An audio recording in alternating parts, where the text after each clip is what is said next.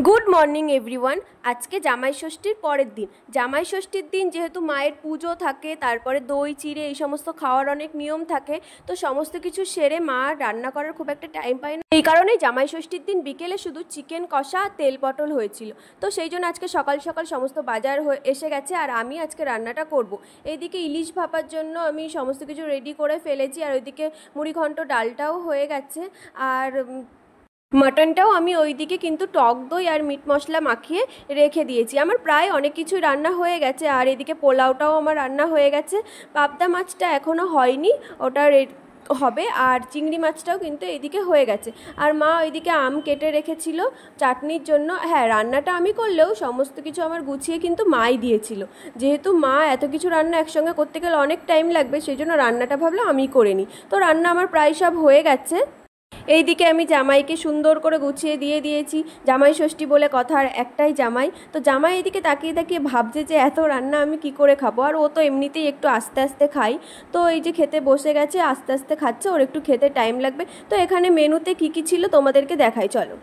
আজকের মেনুতে ছিল সাদা ভাত, পটল ভাজা, চিংড়ি মাছ ভাজা, পাবদা মাছ ভাজা, ডিম ভাজা, সাথে ছিল পোলাও, মুড়িঘণ্ট ডাল, পাবদা মাছ, ইলিশ মাছ, চিংড়ি মাছ, মাটন, চাটনি, পাঁপড় আর দই, মিষ্টি আর ফল, এগুলো তো ছিলই। যেহেতু অনেক রকম পদ ছিল তাই কিন্তু সবাই ঠিক করে খেতেই পারেনি। তো যাই হোক, কোনো রকম খেয়ে একটু দুপুরে বিশ্রাম নিয়ে বিকেলে পাপান বেরিয়ে গেছিলো মায়ের সঙ্গে। ওই যে পাশের যে মন্দিরটা ছিল ওই মন্দিরে বসে খেলা করছিল। আর আমি বাড়ি থেকে ভেবে এসেছিলাম যে 2-3 দিন থাকবো, কিন্তু এত গরম, এই গরমে আর থাকাটা সম্ভব হলো না। তাই আজকে রাতেই কিন্তু আমি বাড়িতে চলে যাচ্ছি। তো সেই জন্য রেডি হয়ে নিচ্ছি আমি। যেহেতু আমি সেদিনকে শাড়ি পরে এসেছিলাম, আলাদা কোনো আমার জামা আনা হয়নি, তো এই গরমের মধ্যে আবার আমাকে শাড়িই পরতে হলো, কিছু করার নেই। এত গরম ছিল, আমার যতটা না কষ্ট হচ্ছিল তার থেকে বেশি কষ্ট হচ্ছিল আমার ছেলেটার। ও ঠিক করে ঘুমাতে পারছিল না, আর এত মশা, ওকে ও সারা গায়ে মশা কামড়িয়ে একদম ভর্তি করে ফেলেছে। তো সেই কারণে আমি আর থাকতে পারলাম না, আমি চলে যাচ্ছি। ভেবেছিলাম যে বৃষ্টি হলে থাকবো, কিন্তু বৃষ্টিও আর হলো না।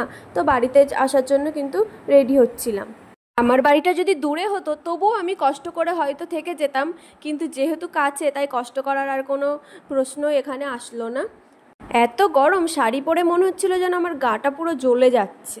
মেয়েদের জীবনটাই কেমন অদ্ভুত না।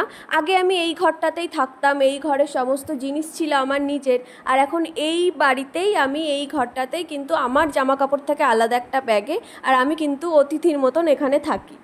প্রথম একটু কষ্ট হতো, বাট এখন আমার সমস্ত কিছু ঠিক হয়ে গেছে, কারণ বিয়ে হয়েছে আমাদের 5 বছর হয়ে গেছে। আর এইদিকে আমরা রেডি হয়ে, মার খুব মন খারাপ, বাবারও খুব মন খারাপ। তো আমরা দেখছো বাড়িতেই চলে এসেছি। বাড়িতে এসে পাপান আগে বলছে ওর টিভি চালিয়ে দিতে হবে, ওর এসি চালিয়ে দিতে হবে। তো যাই হোক, ভিডিওটা তোমাদের কেমন লাগলো অবশ্যই জানিও, আর ভালো লাগলে কিন্তু চ্যানেলটি সাবস্ক্রাইব করে দিও। টাটা।